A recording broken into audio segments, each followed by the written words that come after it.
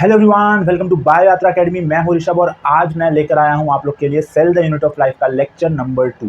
ठीक है, I hope आपने लेक्चर नंबर 1 देख लिया होगा। इसी चैनल पे एक प्लेलिस्ट है बायो फाउंडेशंस, उसमें सारे जो हमारा जो बायो फाउंडेशन बैच जो भी चल रहा है उसमें सारे लेक्चर्स अपलोड किए गए हैं। तो आज ये सेकेंड लेक्चर है। ठीक है, cell the unit of life हम पढ़ रहे हैं, है ना। तो आई होप आपने फर्स्ट लेक्चर देख लिया होगा। तो फर्स्ट लेक्चर मैंने एकदम अच्छे से बेसिक से हमने क्या पढ़ा था, इंट्रोडक्शन पढ़ा था और कुछ सेल के फीचर्स जाने थे। ठीक है, और उसमें मैंने एनसीईआरटी भी पढ़ा दी थी। तो आज हम लोग क्या देखने वाले हैं, cell the unit of life का लेक्चर नंबर 2, जिसमें हम लोग स्टार्ट करेंगे प्रोकैरियोटिक सेल। ठीक है, तो आई होप आपने लास्ट लेक्चर में एक मैंने सेल बनाया था। ठीक है, लास्ट मैंने एक सेल बनाया था जिसमें मैंने सारे जो पार्ट्स हैं सेल्स के उसको मैंने मार्क किए थे, नंबरिंग की थी। उसी नंबरिंग के अकॉर्डिंग हम लोग आज लेक्चर में सारे ऑर्गेनल्स पढ़ने का ट्राई करेंगे। ठीक है, तो एक अपनी बुक ले लीजिए जिसमें आप लेक्चर नंबर 1 देखे थे, उसी में आप लेक्चर नंबर 2 भी कंटिन्यू करना है। समझ में आया आप लोग को? तो हम स्टार्ट करते हैं और एनसीईआरटी भी रख लीजिए क्योंकि हम लोग एनसीईआरटी को साथ में पढ़ते हुए भी चलेंगे। तो cell the unit of life का ये लेक्चर नंबर 2 है। ठीक है, लेक्चर नंबर 2 है। इसमें सबसे पहले हम लोग देखने वाले हैं सेल एनवेलप। सेल एनवेलप देखेंगे। ठीक है, मैंने क्या बताया था लास्ट, मैंने क्या बता दिया था कि जो सेल होता है, जो प्रोकैरियोटिक सेल है, इसके पास आउटर मोस्ट में 3 लेयर्स होती हैं। क्या होती हैं? 3 लेयर्स, जिसको हम लोग सबसे बाहर वाली जो लेयर है उसको बोलते हैं ग्लाइकोकैलिक्स। क्या कहेंगे? ग्लाइकोकैलिक्स। सेकेंड में होती है सेल वॉल। क्या होती है? Cell wall. और थर्ड में क्या होती है? प्लाज्मा मेम्ब्रेन या फिर सेल मेम्ब्रेन। क्या बोलेंगे इसको? Plasma membrane. ठीक है, क्या बोलेंगे इसको? Plasma membrane. और इन तीनों को हम लोग मिला के क्या कहते हैं? Cell envelope. क्या बोलेंगे? Cell envelope. तो सेल एनवेलप में 3 चीजें हैं, ग्लाइकोकैलिक्स, सेल वॉल और सेल मेम्ब्रेन या प्लाज्मा मेम्ब्रेन। ठीक है, ये तीनों तो ऐसी हैं लेकिन ये आपस में मिलकर एक प्रोटेक्टिव यूनिट का काम करती हैं। क्या करती हैं? प्रोटेक्टिव यूनिट का काम। तो सबसे पहले क्या लिखते हैं हम लोग कि सेल एनवेलप में क्या क्या चीजें होती हैं? Glycocalyx plus cell wall plus plasma membrane. ये एक बैक्टीरियल सेल है। क्या पढ़ रहे हैं हम लोग अभी? बैक्टीरियल सेल यानी प्रोकैरियोटिक सेल पढ़ रहे हैं। अब देखो, ये कॉम्प्लेक्स इन स्ट्रक्चर तो है। कॉम्प्लेक्स इन स्ट्रक्चर क्यों कॉम्प्लेक्स इन स्ट्रक्चर है? क्योंकि यहाँ पे एक समान चीज़ें नहीं है। ग्लाइकोकैलिक्स ही नहीं है सिर्फ, या फिर सिर्फ सेल वॉल नहीं है, तीनों मिलके हैं, मतलब तीनों अलग अलग हैं। देखो सेल एनवेलप में तीनों अलग अलग होते हैं। ठीक है, तो कॉम्प्लेक्स है, सिंपल स्ट्रक्चर नहीं है। ठीक है, लेकिन work as single protective unit की तरफ काम करते हैं। ठीक है, तो आप लोग को सेल एनवेलप के बारे में इतना पता चल गया कि क्या करते हैं, सिंगल प्रोटेक्टिव यूनिट के जैसे काम करते हैं। अब सबसे पहले हम लोग देखते हैं ग्लाइकोकैलिक्स के बारे में। ग्लाइकोकैलिक्स क्या होता है? ठीक है, तो इसके बारे में हम लोग सबसे पहले जानेंगे। ये सबसे आउटर मोस्ट लेयर है और आउटर मोस्ट लेयर के साथ साथ इसके पास 2 टाइप है। क्या है? 2 टाइप। एक होती है स्लाइम लेयर और एक होती है कैप्सूल। ठीक है, कुछ प्रोकैरियोट्स के पास स्लाइम लेयर है और कुछ प्रोकैरियोट्स के पास कैप्सूल है। ठीक है, स्लाइम लेयर कैसे होती है? देखो, जैसे सेल वॉल हो गया, ये अंदर इसके प्लाज्मा मेम्ब्रेन है। स्लाइम लेयर ऐसे ऐसे होती है, स्लाइमी लेयर है। ठीक है, और कैप्सूल कैसे होता है? कैप्सूल थोड़ा थिक होता है। कैसा होता है? थोड़ा थिक होता है और कंटिन्यूस होता है। देखो ऐसे थोड़ा थिक होता है। ये कैप्सूल है, टफ है थोड़ा, है ना, थोड़ा टफ है। ठीक है, तो दोनों चीज़ आप लोगों ने देखा कि स्लाइम लेयर होता है और एक क्या होता है? कैप्सूल होता है। तो कैप्सूल कैसा है हमारा? थिक है एंड टफ है। Thick and tough. ठीक है, और स्लाइम लेयर कैसी है? स्लाइमी है, स्लाइमी एंड स्मूथ है। कैसी है? स्मूथ। समझ में आया? अब स्लाइम लेयर भी हो गया और कैप्सूल भी हो गया। ठीक है, अब जिस बैक्टीरिया के पास, जिस प्रोकैरियोट्स के पास, हमारे प्रोकैरियोट्स के सोल मेंबर तो बैक्टीरिया ही हैं, तो जिनके पास कैप्सूल होता है वैसे बैक्टीरिया क्या होते हैं? पैथोजेनिसिटी कॉज करते हैं, यानी बीमारी। पैथोजेनिसिटी। ठीक है, पैथोजेनिसिटी कौन शो करते हैं? जिनके पास कैप्सूल होती है। आप लोग अगर ग्रिफिथ का एक्सपेरिमेंट पढ़ोगे, ठीक है, ग्रिफिथ एक्सपेरिमेंट 12th में जब पढ़ते हैं हम लोग, तो उसमें क्या होता है, एक आर स्ट्रेन होता है और एक एस स्ट्रेन का होता है, जिसमें स्मूथ वाला जो होता है, स्मूथ वाला, उसके पास क्या होती है, कैप्सूल होती है, तो वही डिजीज कॉजिंग होता है। तो पैथोजेनिसिटी मतलब डिजीज कॉजिंग, डिजीज कॉजिंग, समझ में आया? जिनके पास ये होगा वो बैक्टीरिया क्या करेंगे, बीमारी फैलाएंगे। क्या करेंगे? बीमारी फैला देंगे। समझ में आया? अब आगे बढ़ते हैं हम लोग सेल वॉल की तरफ, ठीक है, आगे बढ़ते हैं हम लोग सेल वॉल की तरफ। इसको लिख लो फटाफट, लिख लो या फिर स्क्रीनशॉट ले लो। हो गया? देखो, सेकंड हम लोग पढ़ने वाले हैं सेल वॉल, यानी सेकंड वाली लेयर, आउटर मोस्ट से सेकंड वाली लेयर, ठीक है, मतलब बाहर से सेकंड अंदर, ठीक है, बीच वाली मिडल लेयर पढ़ने वाले हैं। क्या है वो? Cell wall. क्या है? Cell wall. इसका रोल क्या होगा, इसके फंक्शंस क्या होंगे, सब लोग को पता होना चाहिए। इसके जो रोल होते हैं, सबसे पहला क्या होता है, इसका प्रोटेक्शन है। ये प्रोटेक्शन है।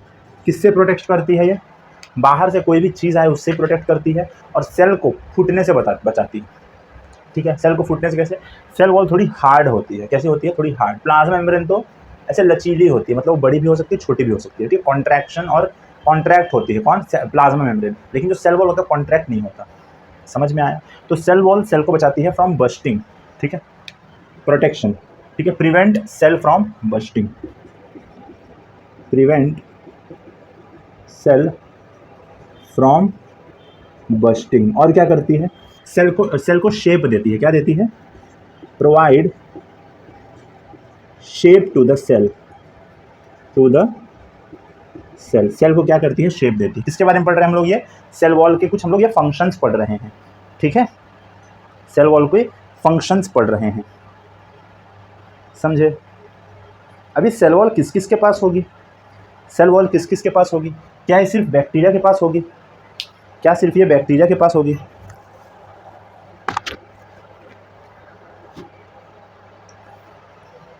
बैक्टीरिया के पास सेल वॉल तो होती है, एनिमल के पास सेल वॉल नहीं होती, लेकिन बाकी जितने सारे हैं, प्रोटिस्टा है, फंगाई है, प्लांटे हैं, इनके सबके पास सेल वॉल होती है। तो क्या सबके पास सेम सेल वॉल होती है? नहीं, सबके पास डिफरेंट सेल वॉल होती है। मतलब प्लांट के पास भी सेल वॉल है, फंगाई के पास भी सेल वॉल है, मोनेरा के पास भी सेल वॉल है, मतलब प्रोकैरियोट्स के पास। लेकिन हमारे इनकी जो सेल वॉल है सबकी केमिकली डिफरेंट है, ठीक है, केमिकली डिफरेंट है। मतलब fungi, plant have cell wall but they are chemically different, chemically different है। मतलब सेल वॉल तो सबके पास है बट केमिकली डिफरेंट है। समझ में आया? इतना समझ में आया? जो हमारे प्लूरोनिमोनियल ऑर्गेनिज्म होते हैं, PPLO, ठीक है, इनके पास सेल वॉल नहीं होती। PPLO lacks cell wall.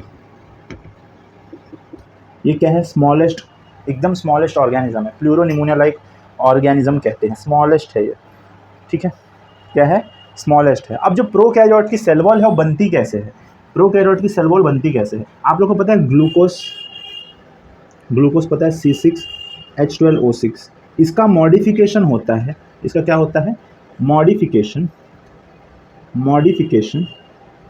और इससे दो मॉलिक्यूल्स बनते हैं, NAM और NAG, ठीक है, दो मॉलिक्यूल्स बनते हैं, NAM एंड NAG। ये आप लोग के बुक में नहीं है इतना, लेकिन आप लोग को ये पता होना चाहिए। एक होता है N-एसिटाइल न्यूरेमिक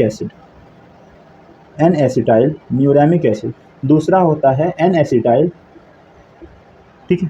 पहला तो देखो क्या है, N-एसिटाइल म्यूरेमिक एसिड, दूसरा है N-एसिटाइल ग्लूकोज अमाइन। क्या है? N-एसिटाइल ग्लूकोज अमाइन। तो NAM इसको बोलते हैं और इसको NAG बोलते हैं। ये कैसे अरेंज होते हैं? ऐसे ऐसे अरेंज होते हैं, पहले NAM होगा फिर NAG होगा, ऐसे ऐसे अरेंज होते हैं, ठीक है, ऐसे लाइन से। यहाँ पे भी ऐसे होगा, यहाँ पे NAG होगा, यहाँ पे NAM होगा, ठीक है, ऐसे ऐसे अरेंज होते हैं पूरा एकदम लाइन से। और क्या बनाते हैं ये लोग? क्या बनाते हैं? सेल वॉल बनाते हैं। क्या बनाते हैं? सेल वॉल बनाते हैं। समझ में आया? अब देखो ये लोग NAM और NAG, ये NAM और NAG मतलब N-एसिटाइल म्यूरेमिक एसिड और एन एसिटाइल ग्लूकोसामाइन, ये इनका अरेंजमेंट कैसा होता है? अब ध्यान दो यहाँ पे, जैसे ये क्या है, समझो एन एसिटाइल म्यूरेमिक एसिड है और एन एसिटाइल ग्लूकोसामाइन है, ठीक है। इनके बीच बॉन्ड लगने वाला है, ये कौन सा बॉन्ड है? Glycosidic bond. कौन सा बॉन्ड है?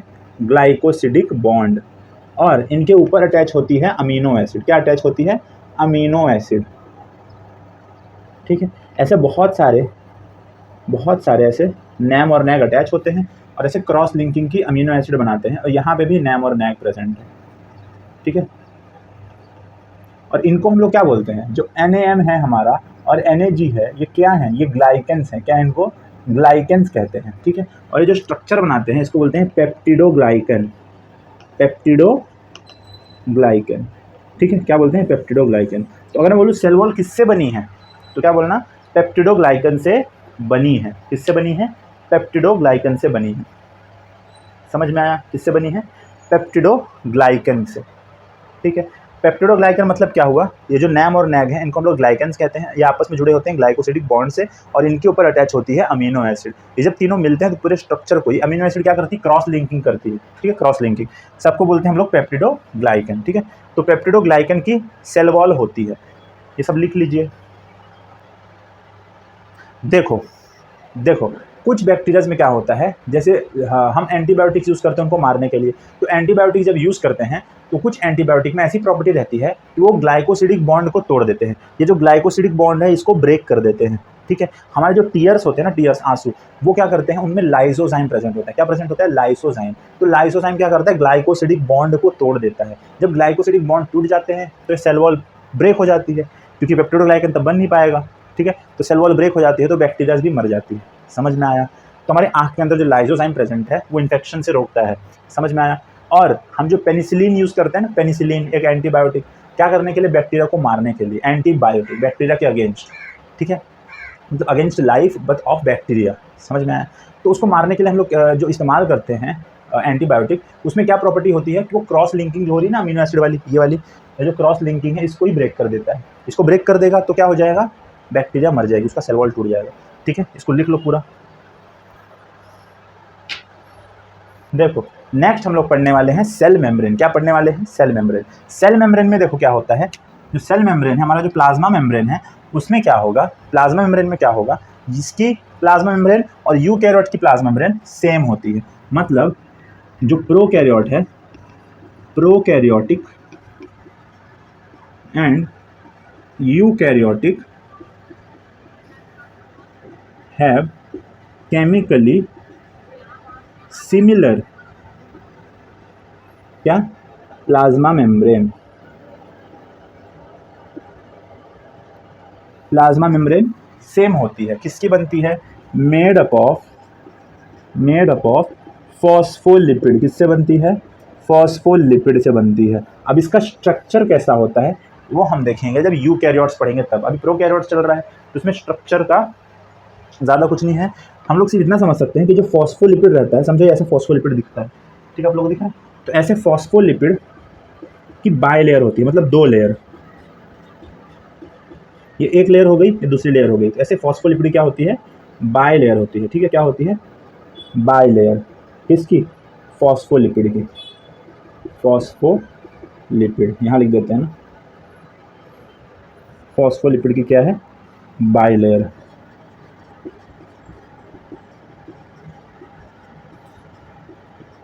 तो फॉस्फोलिपिड की बाय लेयर से क्या बनती है? सेल मेम्ब्रेन बनती है। किसकी? प्रोकैरियोट और यूकैरियोट दोनों की। तो ये सिमिलर हो गया। समझ में आया? क्या हो गया? सिमिलर हो गया। अब आगे हम लोग पढ़ते हैं ग्राम स्टेनिंग। क्या पढ़ेंगे? ग्राम स्टेनिंग पढ़ेंगे।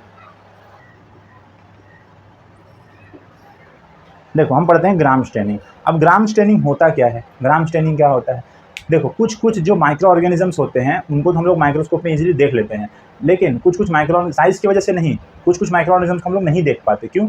साइज़ की वजह से नहीं। साइज़ तो मतलब देखने लायक साइज़ है, पर वो ट्रांसपेरेंट होते हैं, मतलब उनके आर पार देखा जाता है, लाइट उनसे पास हो जाती है। लाइट रिफ्लेक्ट होकर किसी ऑब्जेक्ट में हमारे पास आना चाहिए, तब वो चीज़ हमको दिखती है जिससे रिफ्लेक्ट हो रही है, ठीक है। लेकिन क्या होता है कि लाइट उनसे पास कर जाती है। जब लाइट उनसे पास कर गई तो हमको विजिबल नहीं रहेगा। तो उन ट्रांसपेरेंट चीज़ों को देखने के लिए हम लोग स्टेनिंग करते हैं उन ऑर्गेनिजम्स में, ठीक है। तो स्टेनिंग करना है तो एक जो साइंटिस्ट हमारे पास क्रिश्चियन ग्राम, ठीक है, उन्होंने स्टेनिंग करना बताया था। कैसे, देखो समझो स्लाइड है, एक ऐसे स्लाइड लिया, कांच की स्लाइड आती है स्लाइड, ठीक है। स्लाइड पे हमने कुछ बैक्टीरियाज ले लिए, ठीक है, बैक्टीरियाज ऑन स्लाइड,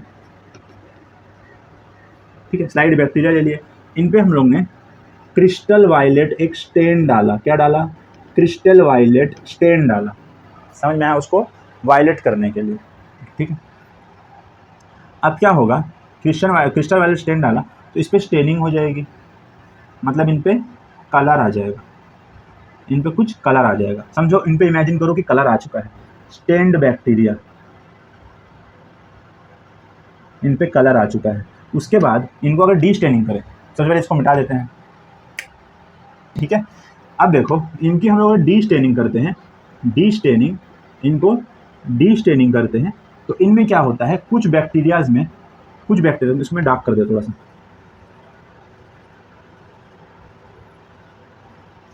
ठीक है, दिख रहा है।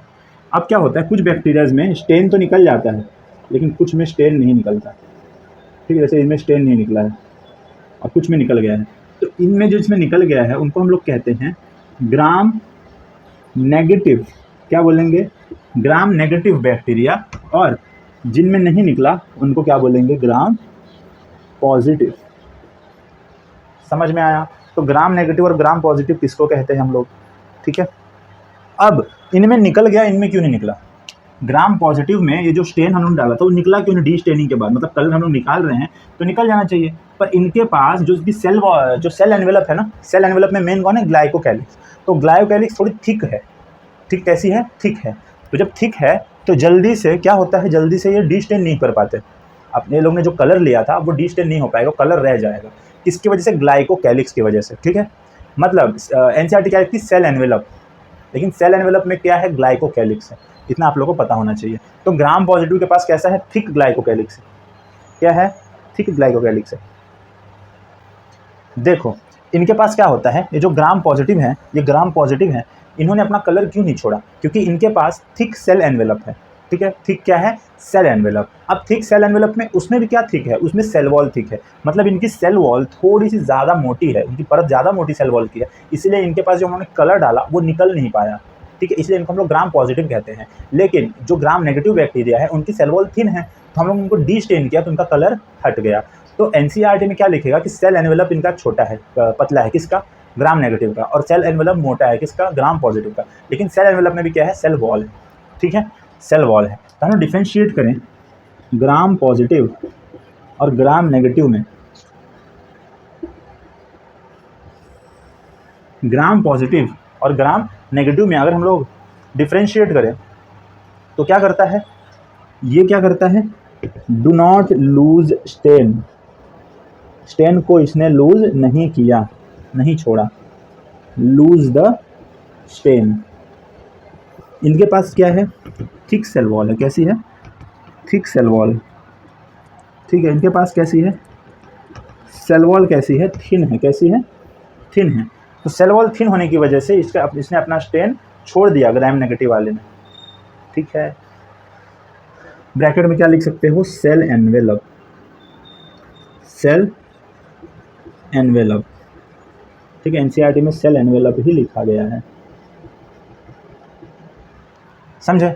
तो सेल एनवेलप थिक है और सेल एनवेलप थिन है। इस बेसिस पे ग्राम पॉजिटिव और ग्राम नेगेटिव हम लोग देखते हैं। अब इनके एग्जाम्पल्स भी कुछ देख लेते हैं, इनके एग्जाम्पल भी देख लेते हैं। तो यहाँ पे लैक्टोबैसिलस जो है, कौन? लैक्टोबैसिलस, वो ग्राम पॉजिटिव हो गया। माइकोबैक्टीरियम, माइकोबैक्टीरियम ये भी ग्राम पॉजिटिव हो गया, ठीक है, ग्राम पॉजिटिव हो गया। मतलब इनके जो सेल वॉल है वो इतनी थिक है कि इनको स्टेन करने के बाद अगर हम डी स्टेन करें तो क्या होगा? वो छोड़ेगा नहीं कलर, ठीक है। समझ में आया? अब देखो माइकोप्लाज्मा ग्राम नेगेटिव हो जाएगा। माइकोप्लाज्मा के पास तो सेल वॉल ही नहीं होती, ठीक है, तो वो स्टेनिंग क्या करेंगे हम लोग? तो उसको तो ग्राम नेगेटिव हुआ ना। माइकोप्लाज्मा हो गया, सायानोबैक्टीरिया हो गई, सायानोबैक्टीरिया हो गई, और सबसे फेमस जेनेटिक इंजीनियरिंग की बैक्टीरिया ई कोलाई, ठीक है। ये सब क्या है? ग्राम नेगेटिव है। कैसी है? ग्राम नेगेटिव, ठीक है। तो हम लोगों ने स्टेनिंग भी पढ़ ली, क्या पढ़ लिए, स्टेनिंग भी पढ़ लिए, ठीक है। अब एनसीईआरटी निकाल लो, थोड़ा सा एनसीईआरटी रीड कर लेते हैं। देखो हम लोग पढ़ेंगे cell envelope and its modification. आप लोग को स्क्रीन पे एनसीईआरटी दिख रही होगी, ठीक है, स्क्रीन पे एनसीईआरटी दिख रही होगी, उसको आप लोग देखते रहना।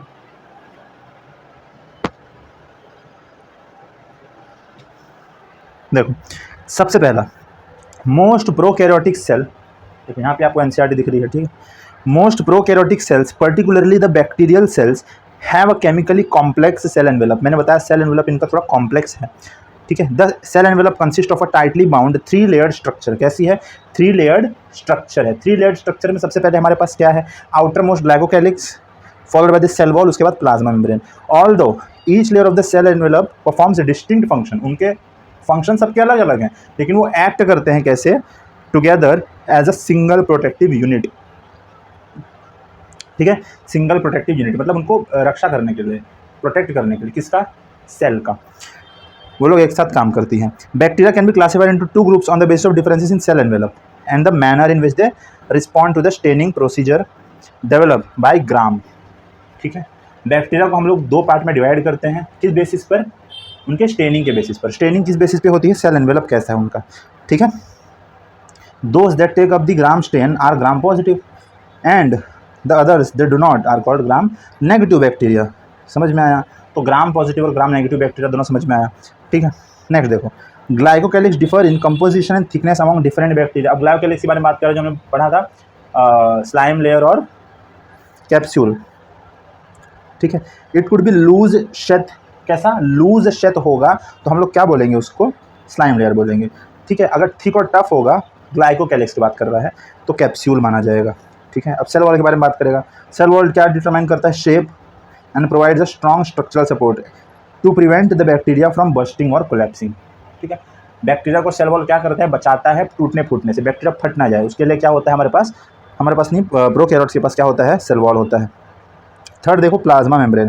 प्लाज्मा मेम्ब्रेन कैसा है, सिलेक्टिवली परमिएबल है, कैसा है, सिलेक्टिवली परमिएबल है, ठीक है। इसको हम लोग देखेंगे, ठीक है। हमने सेल वॉल तक ही अभी तक पढ़ा है ना, और ग्राम हमने स्टेनिंग पढ़ ली, ठीक है, ग्राम स्टेनिंग पढ़ ली, ठीक है। यहाँ से हम लोग देखेंगे, फिर पढ़ लेते हैं कि प्लाज्मा मेम्ब्रेन कैसा है, selective permeable in nature and interacts with the outer side world. This membrane is similar structurally to that of the eukaryotes, ठीक है। यूकैरियोट्स के जैसा ही है, कैसा है, सिलेक्टिव परमिएबल है, कैसा है, सिलेक्टिव परमिएबल, हम लोग पढ़ चुके हैं तो, ठीक है। कैसा, सिलेक्टिव परमिएबल। अब प्लाज्मा में सिलेक्टिव परमिएबल क्यों है, क्यों सिलेक्ट करता है, सबके लिए नहीं है। इसका मतलब क्या है, ये वर्ड का मतलब क्या है कि कोई भी चीज़ प्लाज्मा मेम्ब्रेन के अंदर नहीं आ सकती ऐसे ही, ठीक है।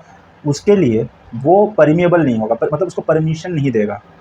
जैसे तुम्हारा घर है, तुम सबको थोड़ी परमिशन दे सकते हो, कोई अगर अनजान व्यक्ति है जो डेंजर है उसको तुम अंदर नहीं आने दोगे, वैसे ही हमारी सेल मेम्ब्रेन है, कोई गलत चीज़ को अंदर नहीं लेती, सिलेक्टिवली परमिएबल है, सिलेक्ट करके अंदर लेगी, ठीक है। और दोनों की सेल मेम्ब्रेन, किसकी, प्रोकैरियोट्स की भी यूकैरियोट्स की भी, केमिकली सेम है, ठीक है। And interacts with the outer side world, outside world से इंटरेक्ट करती है। अब बोलोगे सर ये तो सबसे बाहर तो ग्लाइकोकैलिक्स है, फिर सेल वॉल है, फिर प्लाज्मा मेम्ब्रेन है, तो प्लाज्मा मेम्ब्रेन तो अंदर की तरफ है, तो आउटसाइड वर्ल्ड से तो ग्लाइकोकैलिक्स इंटरेक्ट करेगी। इंटरैक्ट करना मतलब सिर्फ मौजूद होना नहीं है, मतलब उनको तो क्रॉस करके आ सकते हैं ना, कोई भी चीज़ उनको क्रॉस करके तो आ सकती है, पर plasma membrane is a selective permeable, ठीक है, तो उसको क्रॉस करके नहीं आ सकते, तो वो इंटरैक्ट करती है आउटसाइड वर्ल्ड से। समझ में आया। This membrane is similar structurally to that of eukaryote, eukaryote के जैसा ही होता है, ठीक है। इतना समझ में आया आप लोग को। नेक्स्ट हम लोग कुछ देखेंगे सरफेस स्ट्रक्चर। हम लोग ने सरफेस स्ट्रक्चर डायग्राम जो बनाया है उस पर आप ट्रैक कर सकते हो कि हम लोग अब क्या पढ़ रहे हैं। तो हम लोग सरफेस स्ट्रक्चर पढ़ेंगे, तो सरफेस स्ट्रक्चर में हम लोग क्या पढ़ेंगे, सरफेस स्ट्रक्चर में ऐसे स्ट्रक्चर होते हैं जो सरफेस पे अटैच होते हैं बैक्टीरिया के, यानी समझो बैक्टीरिया है, इस पे सरफेस पे, इसके सरफेस पे क्या क्या अटैच होगा। सबसे पहला तो हम लोग फ्लैजेला पढ़ेंगे, ठीक है। उसके बाद हम लोग पीलाई पढ़ेंगे, उसके बाद हम लोग फिम्ब्रे पढ़ेंगे, ठीक है। सबसे पहला क्या है हमारे पास, फ्लैजेला, उसके बाद है पीलाई, और थर्ड है फिम्ब्रे। तीनों के अपने अलग अलग रोल हैं, लेकिन तीनों सरफेस स्ट्रक्चर है, यानी बैक्टीरिया की परत जो सतह है, सरफेस, ठीक, एकदम सरफेस पे प्रेजेंट है, ठीक है, सेल वॉल के। तो फ्लैजेला, पीलाई और फिमरे, लेकिन तीनों के अलग अलग फंक्शन है। सबसे पहले हम लोग क्या देखेंगे, फ्लैजेला। फ्लैजेला, तो फ्लैजेला किस में मदद करेगा, उसके मूवमेंट है, लोकोमोशन में, हेल्प्स इन लोकोमोशन। लोकोमोशन का मतलब क्या होता है, एक जगह से दूसरी जगह चलना, ठीक है, यहाँ से डिस्प्लेस करना। कोई भी चीज़ अगर अपनी जगह बदलती है तो उसको हम लोग बोलते हैं वो लोकोमोशन कर रही है, ठीक है। तो लोकोमोशन के लिए कौन काम आएगा, फ्लैजेला काम आएगा। कौन काम आएगा, फ्लैजेला काम आएगा। जिसके पास फ्लैजेला होगा, समझो ये बैक्टीरिया है, इसके पास फ्लैजेला प्रेजेंट है, तो इस बैक्टीरिया को हम लोग मोटाइल कहेंगे, मतलब चल फिर सकता है ये, ठीक है। जिसके पास नहीं होगा फ्लैजेला, ठीक है, उसको बोलेंगे नॉन मोटाइल। नॉन मोटाइल मतलब इसमें तो क्या है, फ्लैजेला प्रेजेंट है, फ्लैजेला प्रेजेंट, और इसमें क्या है, फ्लैजेला एब्सेंट, फ्लैजेला एब्सेंट है, ठीक है। अब आगे बढ़ते हैं। तो हेल्प्स इन लोकोमोशन, और ये कैसा है, सरफेस स्ट्रक्चर है। और इसके पास देखो मैंने तीन चीज़ें बताई हैं, ये पहली वाली, ये सेकंड और ये थर्ड। तो सबसे पहले होता है हुक, फिर बेसल बॉडी और फिर फिलामेंट। क्या होता है, फिलामेंट। समझ में आया। तो सबसे बड़ा क्या होगा, फिलामेंट होगा। तो इसके पास है कितना स्ट्रक्चर है, हैव 3 कंपोनेंट्स, 3 कंपोनेंट्स हैं इसके पास, है ना। बेसल बॉडी है, हुक है और फिलामेंट है। कैसा है, कौन है, फिलामेंट। समझ में आया। लेकिन जो प्रोकैरियोट्स है उनके पास यूकैरियोट्स जो है उनके पास सिर्फ हुक और फिलामेंट है, बेसल बॉडी नहीं होती। तो बेसल बॉडी किसके पास है, सिर्फ और सिर्फ हमारे प्रोकैरियोट्स के पास है। प्रोकैरियोटिक फ्लैजेला में बेसल बॉडी होती है। समझे, इतना बहुत ईजी है, ठीक है, बहुत ईजी है। हमारे पास नॉन मोटाइल कुछ एग्जाम्पल देख लो। नॉन मोटाइल कुछ एग्जाम्पल, कुछ बैक्टीरियाज होते हैं जिनके पास फ्लैजेला नहीं होता। हमारे पास जो साइनोबैक्टीरिया है उनके पास फ्लैजेला नहीं है, जो माइकोप्लाज्मा है उनके पास फ्लैजेला नहीं है, ठीक है, वो चल फिर नहीं सकते, है ना। और जो हमारे जो कोकस होते हैं ना, स्ट्रेप्टोकोकस जो निमोनिया फैलाता है, ठीक है, वो वाला जो बैक्टीरिया है उनके पास भी हमारे पास फ्लैजेला नहीं है, ठीक है। इतना आप लोग समझ गया, नॉन मोटाइल, है ना। अब ज़रूरी नहीं है कि एक ही फ्लैजेला हो, ठीक है, वैरायटी हो सकता है। जैसे किसी के पास एक हो सकता है, किसी के पास 2 फ्लैजेला हो सकता है, किसी के पास 3 फ्लैजेला हो सकता है, या बहुत सारे मल्टीपल फ्लैजेला हो सकते हैं, ठीक है। ऐसे बहुत सारे फ्लैजेला हो सकते हैं, बहुत सारे डिफरेंट टाइप्स ऑफ फ्लैजेला के पैटर्न हो सकते हैं। अब देख लेते हैं हम लोग कि प्रोकैरियोटिक फ्लैजेला और यूकैरियोटिक फ्लैजेला में क्या फ़र्क है। हम लोग फ्लैजेला पढ़ रहे थे और फ्लैजेला में हम लोग ने फ्लैजेला के बारे में थोड़ा सा कुछ पढ़ लिया था, लेकिन हम देखने वाले हैं प्रोकैरियोटिक और यूकैरियोटिक फ्लैजेला में डिफरेंस क्या होता है। तो सबसे पहले जो कॉलम बनाएंगे तो इसमें देखेंगे प्रोकैरियोटिक फ्लैजेला, और यहाँ पे देखेंगे यूकैरियोटिक फ्लैजेला।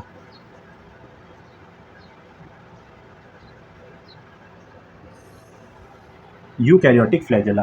तो सबसे पहले हम लोग ने क्या देखा कि जो प्रोकैरियोटिक फ्लैजेला होता है इनके पास क्या होता है, 3 पार्ट्स होते हैं। कितने होते हैं,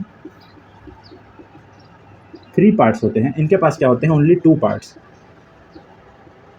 कौन कौन से 2 पार्ट, बेसल बॉडी और फिलामेंट। बेसल बॉडी होगा और फिलामेंट होगा, और इनके पास तीनों होता है, हुक भी होता है, बेसल बॉडी भी होता है और फिलामेंट भी होता है, ठीक है। तो सबसे पहला पॉइंट तो आप लोग ये समझ गए कि बैक्टीरिया के पास तीनों चीज़ होती है और यूकैरियोटिक के पास 2 ही चीज़ होती है। मैंने अभी पहले थोड़ी देर पहले बता भी दिया था, ठीक है।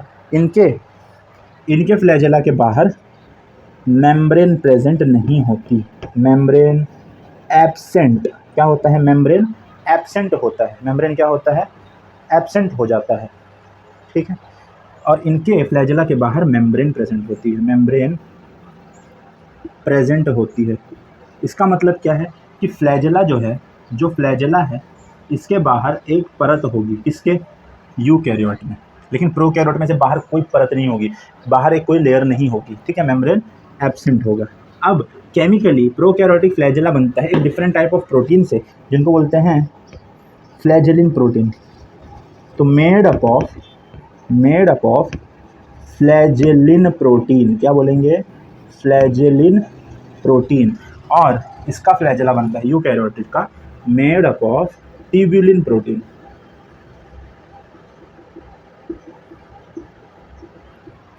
ठीक है, इसका फ्लैजेलिन प्रोटीन से बनता है और इसका ट्यूबुलिन प्रोटीन से बनता है।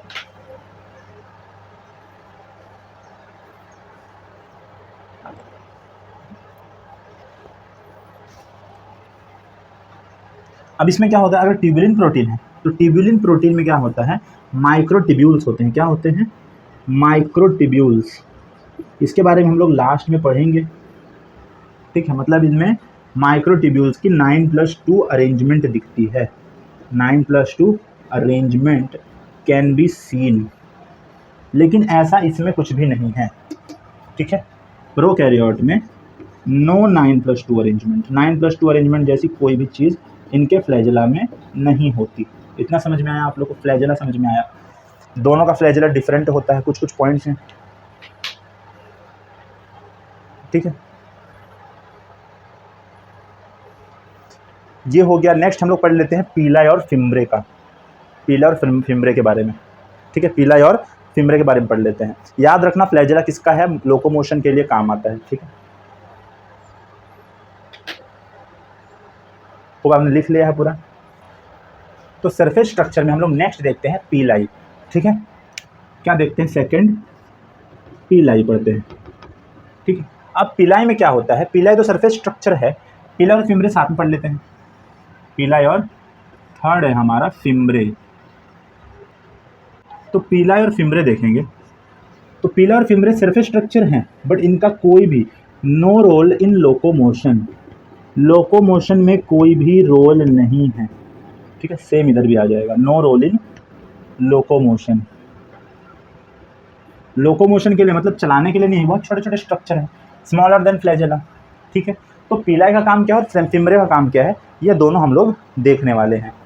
ठीक है, पीलाई का काम क्या है और फिम्ब्रे का काम क्या है, वो हम लोग देखने वाले हैं। पीलाई का स्ट्रक्चर कैसा होता है, इसका ट्यूबुलर स्ट्रक्चर होता है। कैसा होता है, ट्यूबुलर स्ट्रक्चर, मतलब ट्यूब लाइक, ऐसे लंबी सी स्ट्रक्चर होती है। ठीक है, ऐसी पीलाई की। लेकिन इसका कैसा है, ब्रिस्टल शेप। ब्रिस्टल शेप मतलब ये पतले होंगे लेकिन बहुत सारे होंगे, ब्रिस्टल शेप। ठीक है, मतलब बहुत सारे होते हैं। कैसे होते हैं, बहुत सारे, मोर इन नंबर। ठीक है, मोर इन नंबर। ये क्या होंगे, ज़्यादा होंगे, सॉरी लेस होंगे, लेस इन नंबर। अब दोनों के फंक्शंस अलग अलग हैं दोनों के। ये किसका काम आता है, अटैचमेंट, हेल्प्स इन अटैचमेंट। ठीक है, अटैचमेंट। जैसे बैक्टीरिया कहीं प्रेजेंट है, कोई पत्थर है, ठीक है, पत्थर के ऊपर से पानी बह रहा है, तो उसके ऊपर बैक्टीरिया कैसे टिकेगी, बैक्टीरिया कैसे टिकती है, फिम्ब्रे होता है ना बहुत सारे उसके पास, ऐसे पकड़ के रखता है, वो कोई भी सरफेस को ऐसे पकड़ के रखता है। ठीक है, तो फिम्ब्रे क्या काम करता है, उसके अटैचमेंट के लिए। लेकिन पीलाई क्या काम करती है, पीलाई हेल्प करती है, helps in forming conjugation tube. अब इसका मतलब क्या है, कॉन्जुगेशन ट्यूब का देखो क्या होता है। कॉन्जुगेशन ट्यूब क्या होता है, देखो जैसे ये बैक्टीरिया है, इसके पास पीलाई प्रेजेंट है, मतलब इसके पास क्या है, सरफेस स्ट्रक्चर प्रेजेंट है, एक फिलामेंट प्रेजेंट है। फिलामेंट समझ रहे हो ना, ये फिलामेंट है। ये बैक्टीरिया के पास क्या है, फिलामेंट नहीं है। ठीक है, तो ये कैरेक्टर कौन दे रहा है, इसके पास एक प्लाज्मिड है जिसको बोलते हैं एफ प्लाज्मिड। एफ प्लाज्मिड किसके पास, इसके पास, ये वाले बैक्टीरिया के पास। तो ये क्या करेगा, अपने एफ प्लाज्मिड को डबल करेगा और एक एफ प्लाज्मिड इसको देगा। कैसे दे देगा, ऐसे, ये जो पीलाई है, इससे पीलाई से क्या करता है, ऐसा कॉन्जुगेशन ट्यूब बना देता है। इसी को हम लोग क्या बोलते हैं, कॉन्जुगेशन ट्यूब। यही है कॉन्जुगेशन ट्यूब। ठीक है, ये कॉन्जुगेशन ट्यूब है। अब इस कॉन्जुगेशन ट्यूब से ये एफ प्लाज्मिड को अपने भेज देगा दूसरे बैक्टीरिया की तरफ, और फिर ये बैक्टीरिया के पास भी एफ प्लाज्मिड आ गई। तो जब एफ प्लाज्मिड आ गई तो अब ये भी क्या करेगा, एफ प्लाज्मिड आ गया इसके पास, तो इसके पास भी क्या आ जाएगा, फिलामेंट आ जाएगा। क्या आ जाएगा, फिलामेंट आ जाएगा। तो एफ प्लाज्मिड तो मेन तो जेनेटिक मटेरियल नहीं है, वो जेनेटिक मटेरियल तो ये है, लेकिन ये कुछ कैरेक्टरिस्टिक देता है, मतलब कुछ खूबियां देते हैं बैक्टीरिया को। तो एफ प्लाज्मिड क्या है, फिलामेंट। फिलामेंट का स्ट्रक्चर, उसको पीलाई जो है ना, ये एफ प्लाज्मिड की वजह से है। ठीक है, अब इसके पास ये पीला इसने ट्रांसफर कर दिया किसके थ्रू, कॉन्जुगेशन ट्यूब के थ्रू। कॉन्जुगेशन ट्यूब किसने बनाया, एफ प्लाज्मिड ने बनाया था। सॉरी इसने बनाया था, पिलाई ने बनाया था, ठीक। इतना आप लोगों को समझ में आया, आप लोग इतना समझ में आ गया। अब थोड़ा सा हम लोग क्या करते हैं, एनसीईआरटी पढ़ लेते हैं।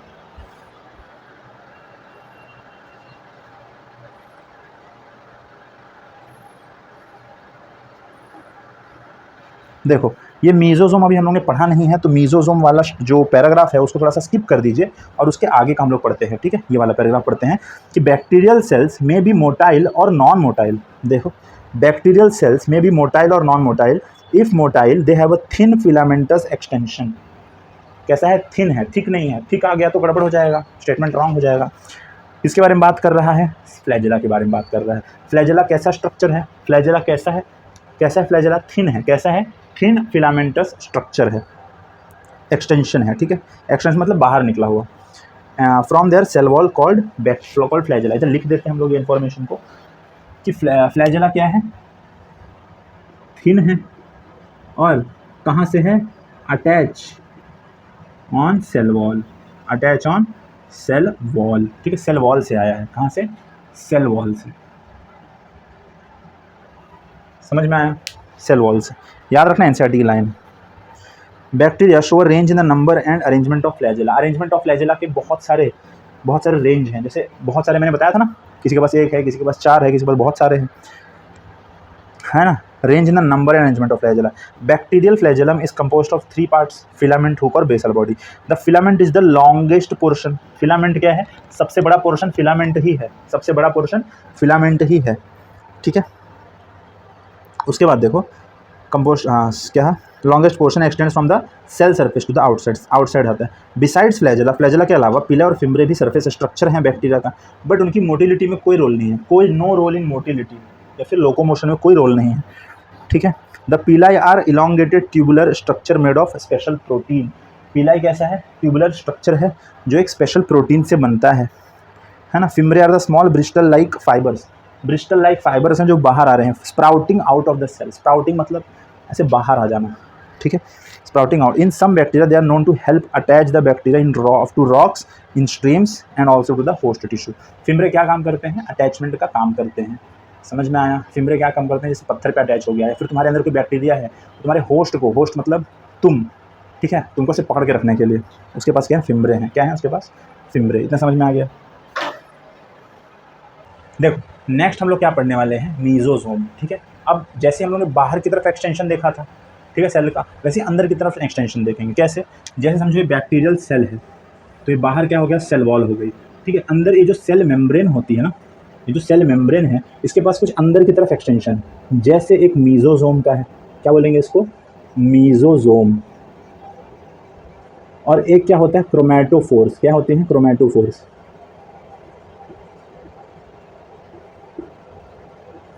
क्रोमैटोफोर्स के ऊपर से पिगमेंट्स होते हैं। क्या होते हैं, इनके ऊपर पिगमेंट्स प्रेजेंट होते हैं। अब इनके रोल क्या है, इनके फंक्शंस क्या हैं, तो सबसे पहले हम लोग पढ़ते हैं मीजोजोम्स, ठीक है, मीजोजोम, ठीक है। अब मीजोजोम क्या है, मीजोजोम भी एक मेम्ब्रेनस एक्सटेंशन है, मेम्ब्रेन का एक एक्सटेंशन है अंदर की तरफ।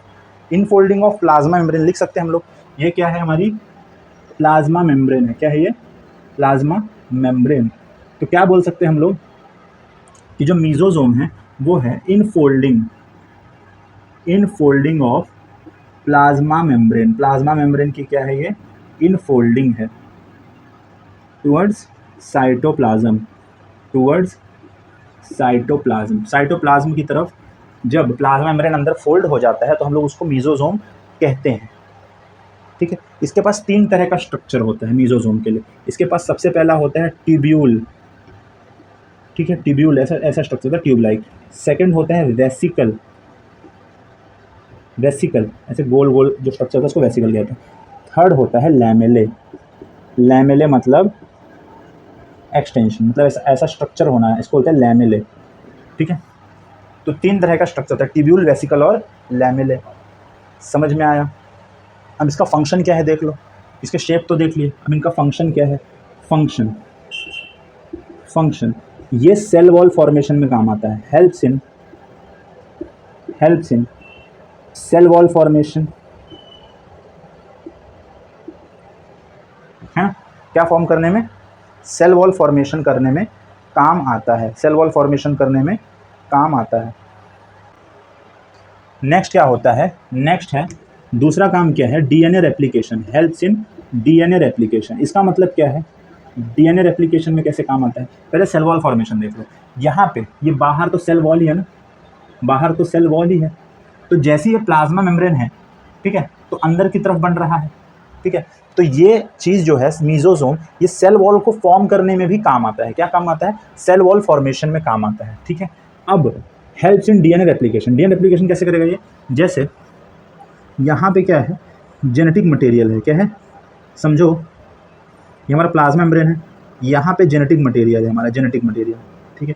ये इससे अटैच हो जाता है, किससे, इससे अटैच हो जाता है, और अटैच होने के बाद समझो इससे अटैच हो गया, हमारा जेनेटिक मटेरियल इससे अटैच हो गया। अब ये डबल जब होगा, ये जब डबल होगा, कौन, मीजोसोम, मतलब ये इधर ऐसे डबल हुआ तो जेनेटिक मटेरियल भी डबल हो गया। समझ में आया, मतलब उसको सेपरेट कर देता है, कौन, मीजोसोम। तो ये helps in DNA replication, DNA replication में भी काम करता है, बाहर सेल वॉल भी बना रहा है। तो दो फंक्शन तो इसके ऐसे ही हो गए, ठीक है, दो फंक्शन तो ऐसे ही हो गए, है ना। ये और एक काम करता है रेस्पिरेशन में, किस में काम करता है, रेस्पिरेशन में, क्यों, क्योंकि इसके पास एंजाइम्स होते हैं, है ना। नेक्स्ट क्या है हमारा इसका फंक्शन, कंटेन्स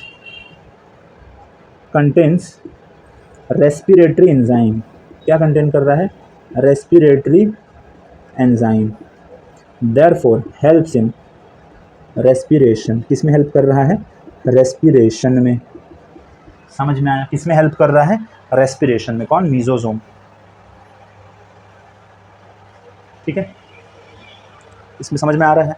और अगर ये फोल्डिंग कर रहा है, फोल्डिंग कर रहा है तो इसका सरफेस एरिया बढ़ेगा ना, क्या करेगा, सरफेस एरिया बढ़ाता है, increase surface area of plasma membrane,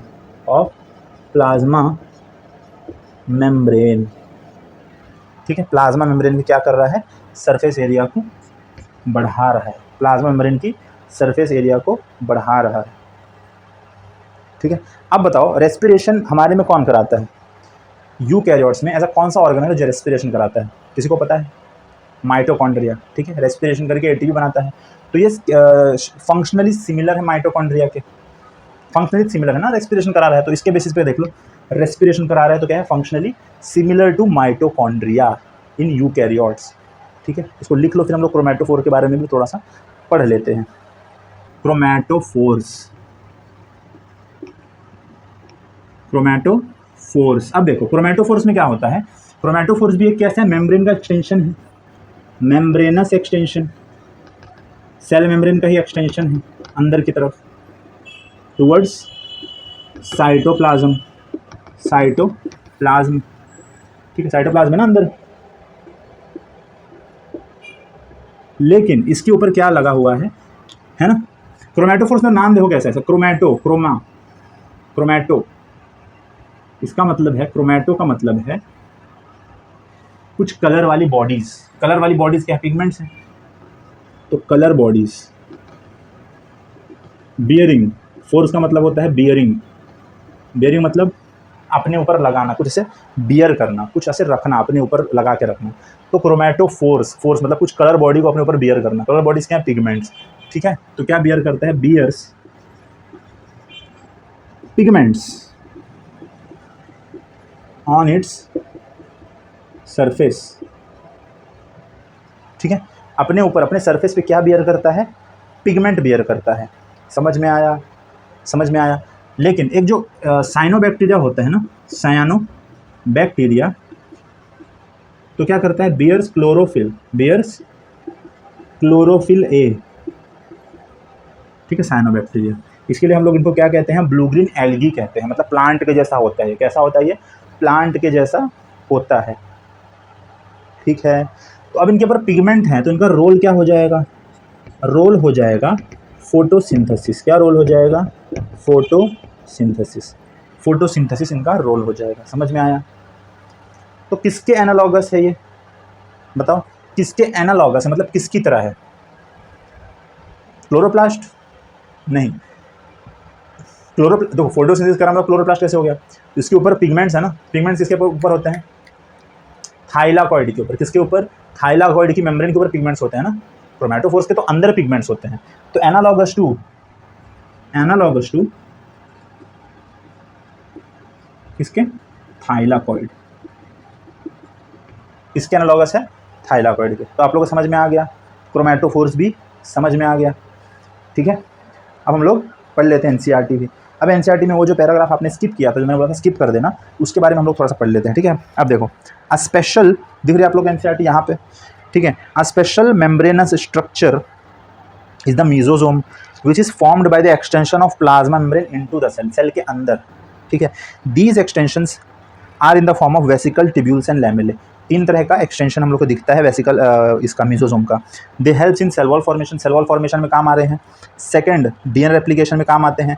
third, मतलब distribution of daughter cells, distribution to the DNA replication and distribution to daughter cell, मतलब डॉटर सेल जो बनेंगी, जैसे एक सेल है अगर वो डिवाइड कर रहा है, तो डिवाइड कर रहा है तो उसके क्रोमोसोम्स भी डिवाइड करना चाहिए, मतलब उसके पास जेनेटिक मटेरियल एक इसको मिलना चाहिए, इसको मिलना चाहिए, मतलब दोनों को मिलना चाहिए। तो वो डिवाइड कौन करता है, प्लाज्मा मेम्ब्रेन, मतलब distribution to the daughter cell, किसका, डीएनए का, ठीक है। They also helps in respiration, respiration में भी काम आ रहा है, ठीक है। 4 हम लोगों ने देख लिया, पहले cell wall formation, DNA replication and distribution to the daughter cell, respiration, है ना, एंड सिक्रीशन प्रोसेस। सिक्रीशन किसका, सिक्रीशन एंजाइम का, रेस्पिरेटरी एंजाइम का, है ना, to increase the surface area, surface area भी बढ़ाने में काम आता है, ठीक है। 5 या 6 कितने हैं इसके फंक्शंस हैं। इन सम प्रोकैरियोट्स लाइक साइनोबैक्टीरिया, साइनोबैक्टीरिया के पास क्या है, अदर मेम्ब्रेनस एक्सटेंशन है साइटोप्लाज्म में, इसको हम लोग बोलते हैं क्रोमैटोफोर्स विच कंटेन्स पिगमेंट। समझे, समझ में आया, इतना आप लोग समझ में आ गया। तो आप लोग ये लिख लो, क्रोमैटोफोर्स भी। हम लोग देख लेते हैं न्यूक्लियस के बारे में, किसके बारे में, न्यूक्लियस के बारे में, ठीक है। न्यूक्लियस के बारे में हम लोग पढ़ लेते हैं, ठीक है। तो सबसे पहले देख लो प्रोकैरियोटिक न्यूक्लियस, प्रोकैरियोटिक न्यूक्लियस, इसके पास तो न्यूक्लियस होता ही नहीं है, इसके पास क्या होता है, न्यूक्लियोइड। क्या होता है, न्यूक्लियोइड, मतलब क्या होता है, जैसे ये सेल है, सेल के अंदर जैसे अगर यूकैरियोट होगा तो उसके अंदर न्यूक्लियस होगा, फिर उसके अंदर जेनेटिक मटेरियल होगा। इसके पास कोई भी जेनेटिक मटेरियल जो है वो न्यूक्लियस के अंदर नहीं है, एक बाहर है। क्या बोलेंगे इसको, न्यूक्लियोइड बोलेंगे। न्यूक्लियोइड हमारा डीएनए है, ठीक है, जेनेटिक मटेरियल है, तो इसके पास न्यूक्लियस तो एब्सेंट है, न्यूक्लियस तो एब्सेंट है, तो न्यूक्लियोइड ही इसका मेन डीएनए है, ठीक है, यही मेन डीएनए है। तो न्यूक्लियोइड क्या है, प्राइमरी जेनेटिक मटेरियल, यही जेनेटिक मटेरियल है, ठीक है, प्राइमरी वाला। क्या सेकेंडरी में होता है इसके पास, बिल्कुल एक एक्स्ट्रा क्रोमोसोमल डीएनए होता है, ठीक है। ये एक मेन डीएनए है, मतलब ये जीनोमिक डीएनए है। कैसा है ये, जीनोमिक डीएनए है। जीनोमिक डीएनए मतलब जितनी भी जीन्स है ना, जीन्स मतलब समझते हो, जैसे डीएनए होता है, जैसे डीएनए हो गया, तो डीएनए के कुछ कुछ पार्ट जो होते हैं वो कोडिंग करते हैं। क्या समझे, मतलब जो डीएनए होता है उससे आरएनए बनता है, आरएनए से प्रोटीन बनती है, इसी को तो बोलते हैं इन्फॉर्मेशन ट्रांसफर, सेंट्रल डोगमा जो जेनेटिक्स में आप लोग पढ़ते हो। तो डीएनए से आरएनए, आरएनए से प्रोटीन। तो डीएनए में कुछ कुछ जो सेक्शन होते हैं उनको हम लोग क्या बोलते हैं, जीन बोलते हैं। क्या बोलते हैं, जीन। तो ऐसे ही इसीलिए इसको जेनेटिक मटेरियल कहते हैं ना डीएनए को, क्योंकि इसके पास बहुत सारी जीन होती है, ठीक है। तो जीन प्रेजेंट होती है इस पर, और ये क्या बनाता है, आरएनए बनाता है, फिर प्रोटीन बनाता है, इन्फॉर्मेशन। तो यही जीनोमिक डीएनए है, मतलब इसी के पास सारी जेनेटिक इन्फॉर्मेशन है, have all genetic information. Genetic information किसके पास है, जीनोमिक डीएनए के पास। समझ में आया, इतना आप लोगों को समझा, इसके पास क्या है, जेनेटिक इन्फॉर्मेशन है। ये सिंगल डीएनए है और 1 क्रोमोसोम है। क्या है ये, सिंगल डीएनए है और 1 क्रोमोसोम का है। क्या इसके पास कुछ और भी होता है, ठीक है, कुछ और भी होता है। प्रोकैरियोट न्यूक्लियर मत लिखो, डीएनए लिख लो, ठीक है, डीएनए लिख लेते हैं हम लोग। तो क्या इसके पास कुछ और भी होता है, इसके पास होता है प्लाज्मिड। क्या होता है इसके पास, प्लाज्मिड भी होता है। देखो ये, इसको क्या बोलेंगे, प्लाज्मिड। तो प्लाज्मिड क्या है, प्लाज्मिड जैसे प्राइमरी जो जीनोमिक डीएनए है, तो ये कैसा है, ये है एक्स्ट्रा क्रोमोसोमल डीएनए। क्या है, एक्स्ट्रा क्रोमोसोमल डीएनए, मतलब ये कुछ स्पेसिफिक फीचर देता है। जैसे मेन तो यही है, मेन तो ये वाला है, लेकिन ये कुछ सेकेंडरी फीचर से देता है। किसको, किसको, बैक्टीरिया को। जैसे फिलामेंटस था ना, एफ प्लाज्मिड, उसको फिलामेंट प्रोवाइड कर रहा था पीलाई, वैसे कुछ होगा आर प्लाज्मिड, ठीक है। ऐसे बहुत सारे प्लाज्मिड मतलब जो होते हैं ना, वो क्या करते हैं, एक होता है डिफेंस वाला जो डिफेंस करता है, एंटीबायोटिक से बचाता है वो, ठीक है, एंटीबायोटिक से बचाता है, ठीक है। तो बहुत सारे ऐसे डिफरेंट टाइप ऑफ प्लाज्मिड है जो उसको सेकेंडरी फिनोटिपिक कैरेक्टर्स भी देते हैं, उसको डिफेंस भी करते हैं, ठीक है। ये एक्स्ट्रा क्रोमोसोमल डीएनए है। इसका रेप्लिकेशन कब होगा, जब सेल का रेप्लिकेशन होगा। मतलब जीनोमिक डीएनए जो है इसका रेप्लिकेशन कब होगा, जब सेल का रेप्लिकेशन होगा। लेकिन जो प्लाज्मिड है उसका रेप्लिकेशन कब होगा, नेसेसिटी के अकॉर्डिंग, जब उसको नीड होगा, है ना। Does not depend on sale for its replication.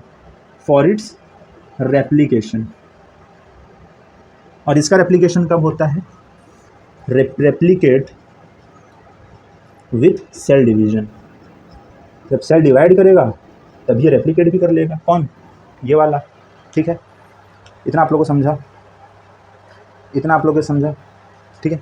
ये कैसा होता है, एक और चीज़ देख लो, ये कैसा होता है, सिंगल है, कैसा है ये, सिंगल। और ये मल्टीपल भी हो सकता है, मल्टीपल हो सकता है, कैन बी मल्टीपल, है ना। एक बैक्टीरिया के सेल के अंदर बहुत सारे प्लाज्मिड हो सकते हैं, लेकिन उसके पास जो मेन डीएनए है वो एक ही होगा, समझे, एक ही होगा।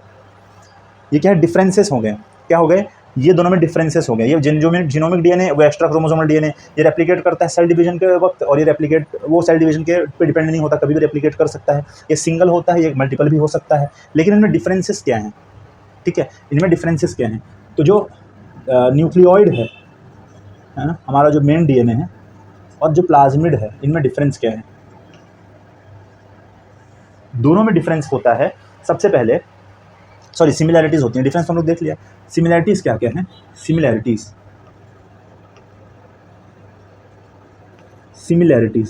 क्या है हमारे पास। सबसे पहले दोनों क्या हैं, डबल स्ट्रैंडेड। कैसे हैं, डबल स्ट्रैंडेड, मतलब दो स्ट्रैंड हैं। कैसे, देखो जो दो स्ट्रैंड दिख रहे हैं ना डीएनए के, वैसे ही डबल स्ट्रैंडेड होंगे दोनों ही सर्कुलर होंगे। क्या होंगे, दोनों ही सर्कुलर होंगे। और क्या सिमिलैरिटीज़ हैं इनकी, सर्कुलर होने के साथ साथ इनके पास क्या जीन प्रेजेंट होगा दोनों के पास। मेन वाले के पास तो जीन प्रेजेंट है, देखो मेन वाले के पास तो जीन प्रेजेंट है, दोनों के पास जीन प्रेजेंट होगी।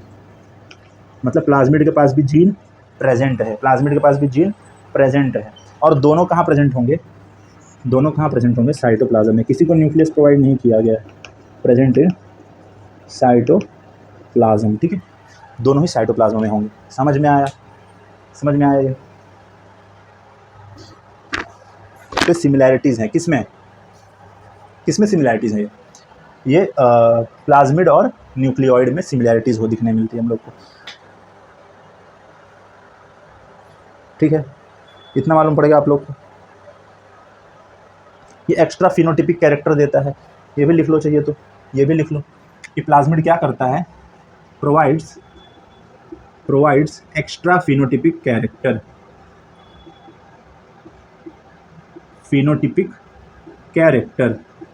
फिनोटिपिक मतलब जो बाहर से कैरेक्टर्स दिखते हैं, जैसे तुम लंबे हो, तुम्हारी शक्ल कैसी है, बाहरी दिखावट, वो कौन देता है, ये प्लाज्मिड देता है। इसका कलर भी चेंज कर देगा, बैक्टीरिया कलर चेंज कर देगा, उसको डिफेंस मैकेनिज्म दे देगा, मतलब बाहरी शक्तियाँ दे देगा इसको, कौन, प्लाज्मिड, ठीक है। एक्स्ट्रा फिनोटिपिक कैरेक्टर कुछ दे देता है, ठीक है। एक्स्ट्रा फिनोटिपिक कैरेक्टर प्रोवाइड कर सकता है। जैसे आर प्लाज्मिड होता है, वो रेजिस्टेंट प्लाज्मिड होता है ना। जैसे आर प्लाज्मिड जो है वो क्या करता है, रेजिस्टेंट है, ये रेजिस्टेंस प्रोवाइड करता है किसके, अगेंस्ट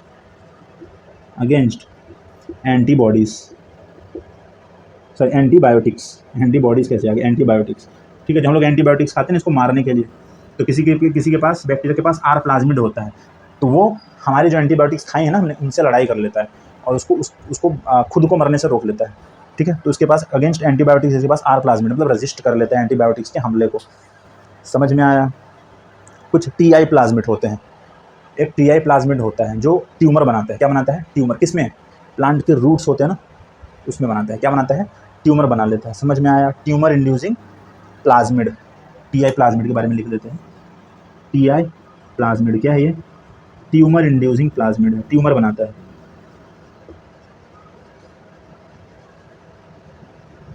मतलब ये प्लाज्मिड जिसके पास रहेगा ये प्लाज्मिड जिस बैक्टीरिया के पास रहेगा और वो बैक्टीरिया जहाँ प्रेजेंट होगा वो ट्यूमर बनाएगा, है ना, produce tumour in tobacco plant, root of tobacco plant, in root of tobacco plant. ठीक है, टोबैको प्लांट के रूट में क्या करता है, सेल डिवीजन करता है। टीआई प्लाज्मिड क्या करता है, ये टीआई प्लाज्मिड क्या करता है, promotes cell division, promotes cell division कहाँ पे, इन टोबैको प्लांट, किसमें, इन टोबैको प्लांट। समझ में आया। तो हम लोग को प्लाज्मिड के बारे में देख लिए, हम लोग ने क्या देख लिए, प्लाज्मिड के बारे में भी पढ़ लिए हैं। समझ में आया। तो थोड़ा सा एनसीईआरटी पढ़ लेते हैं, थोड़ा सा एनसीईआरटी पढ़ लेते हैं। ठीक है, आप लोग को इसमें पेज पलटना थोड़ा सा। ठीक है, देखो, the semi fluid matrix filling the cell is the cytoplasm. ठीक है, साइटोप्लाज्म के बारे में बताया गया। उसके बाद देखो क्या लिखा है कि there is no well defined nucleus. Prokaryotes के बारे में बात की है कि उनके पास कोई वेल डिफाइंड न्यूक्लियस नहीं है।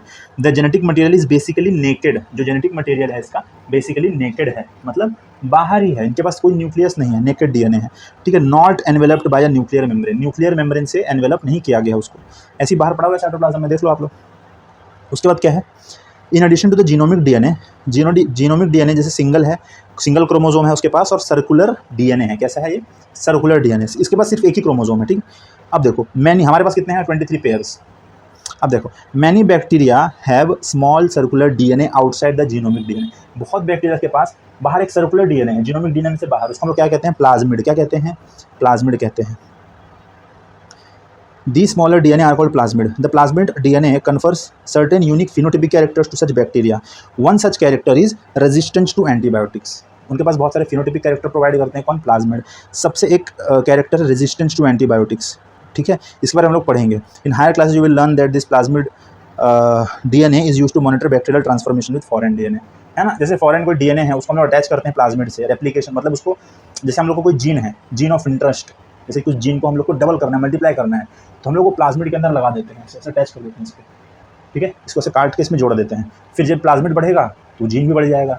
तो अगर इसके पास कुछ एंटीबायोटिक रेजिस्टेंट का कोई भी पार्ट है ना, तो हम लोग क्या करते हैं, उसमें लगा देते हैं, तो उसको कट कर देंगे तो उसकी रेजिस्टेंट कम हो जाएगी। ये हम लोग पढ़ोगे ट्रांसफॉर्मेशन, किसमें, 12th क्लास में। ट्रांसफॉर्मेशन मतलब अगर बैक्टीरिया ने वो जीनोमिक डीएनए लिया कि नहीं, जो हमारा जीन ऑफ इंटरेस्ट है वो लिया कि नहीं, हम लोग इसी से देखते हैं। रेजिस्टेंट, इसकी प्रॉपर्टी जो होती है ना रेजिस्टेंट वाली, उससे।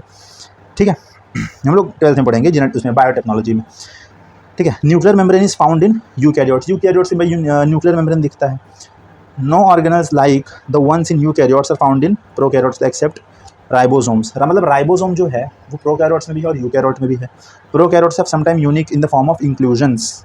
ठीक है, प्रोकैरियोट्स के पास इंक्लूजन बॉडीज है ना, जो स्टोरेज के लिए होती है। ठीक है, जो हम लोग पढ़ेंगे इसके बाद, 12th वाला वही है। ठीक है, बार organelle. A specialized differentiated form of cell membrane called mesosome is the characteristic of prokaryotes. Mesosome सिर्फ प्रोकैरियोट्स में ही मिलते हैं, इसके पहले जो हम लोग पढ़े थे प्रोकैरियोट्स में। They are essentially infolding of cell membrane. ठीक है, तो पता ही हमको।